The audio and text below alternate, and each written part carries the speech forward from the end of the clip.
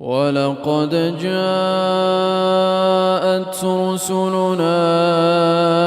إبراهيم بالبشرى قالوا سلاما قال سلام فما لبث أن جاء بعجل حنيذ فلما رأى أيديهم لا تصل إليه نكرهم وأوجس منهم خيفة قالوا لا تخف إنا أرسلنا إلى قوم لوط وامرأته قائمة فضحكت فبشرناها بإسحاق ومن وراء إسحاق يعقوب قالت يا ويلتى أألد وأنا عجوز وهذا بعلي شيخا إن هذا لشيء عجيب قالوا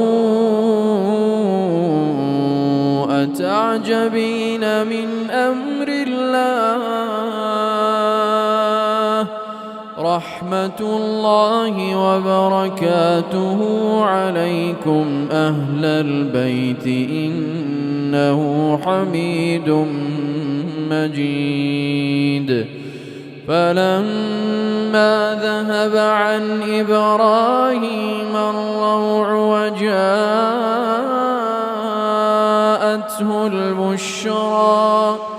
وجاءته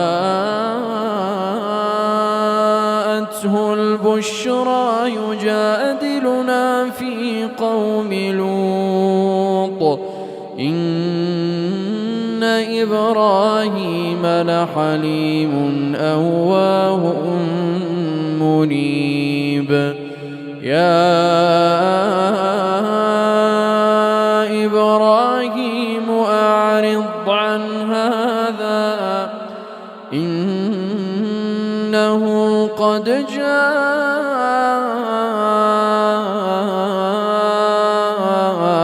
أمر ربك وإنهم آتيهم عذاب غير مردود ولما جاءت رسلنا لوطا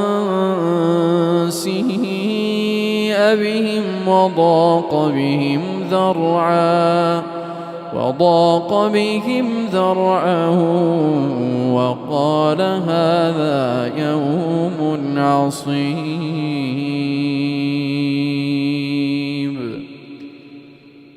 الله أكبر الله أكبر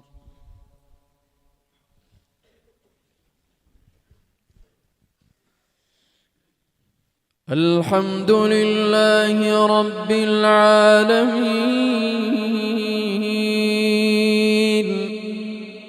الرحمن الرحيم مالك يوم الدين إياك نعبد وإياك نستعين اهدنا الصراط المستقيم صراط الذين أنعمت عليهم غير المغضوب عليهم ولا الضالين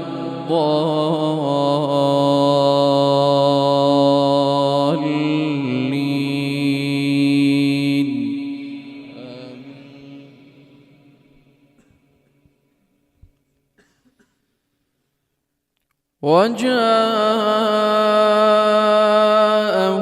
قومه يهرعون إليه ومن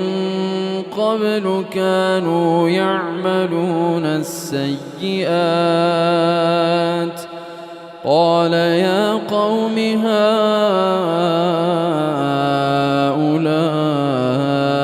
بناتي هن أطهر لكم فاتقوا الله ولا تخزون في ضيفي فاتقوا الله ولا تخزون في ضيفي أليس منكم رجل رشيد قالوا لقد علمت ما لنا في بناتك من حق وإنك لتعلم ما نريد قال لو أن لي بكم قوة أو آوي إلى ركن شديد قالوا يا لوط إنا رسل ربك لن يصلوا إليك فأسر بأهلك بقطع من الليل ولا يلتفت منكم أحد إلا امرأتك إنه مصيبها ما أصابهم إن موعدهم الصبح أليس الصبح بقريب فلما جاء أمرنا جعلنا عاليها سافلها